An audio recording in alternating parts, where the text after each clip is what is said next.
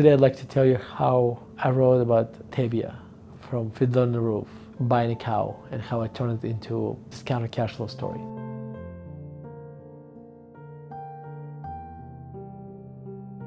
I was working on my first book. This was 2005, 2006. And at the time, I was teaching investment class at CU Denver. And I found that for me to enjoy teaching, I had to prepare as little as possible because otherwise I would get bored. So I'd show up to lectures, look at the syllabus, look what the lecture was about, and literally try to come up with a way to explain whatever I had to explain that day. So that way, the material was fresh. And if the material is fresh, I'm excited, students will be excited. So, that lecture I had to explain discounted cash flow analysis. And discounted cash flow analysis is basically value of any asset is present value of future cash flows. So if for the next 5 years you're going to make $100 a year and nothing else, that asset is worth at the most $500. And if you discount it back, it may be worth $500 or less. Okay, it's kind of a very simple concept. That day, I have no idea why. Either maybe I had a steak for lunch or a milkshake for breakfast, whatever. I decided I'm going to explain discounted cash flows using cows as an example. And this is a person who had never been on a farm, so I know very little about cows, but I still went there anyway.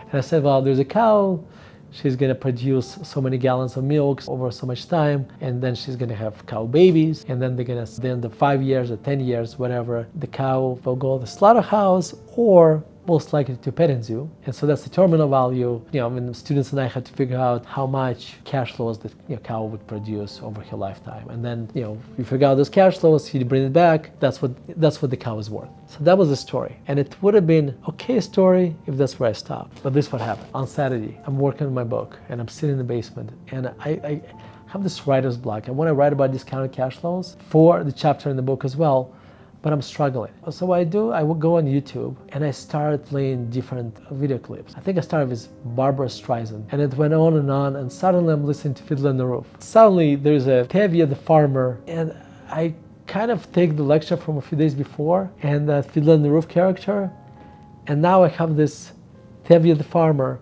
going out to buy a cow that he's gonna name after his first wife, and he's gonna name the cow Goldie. That's how this story, like this whole chapter is probably my favorite chapter in the whole book, because that was at the time my best writing.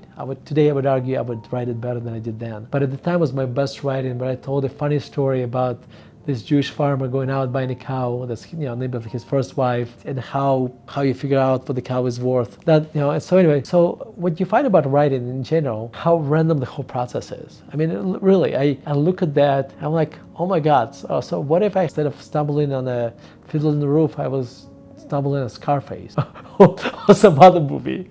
I'm afraid to, or some other musical, Phantom of the Opera, or something else. What would that article look like? What would that chapter look like? It's amazing how random this whole life is, I guess, in general. But anyway, I had a lot of fun writing it, and I hope if you end up reading my either Value Investing or little book, when you read, when you get to the chapter about Tevye the milkman, I hope this story makes you laugh a little bit.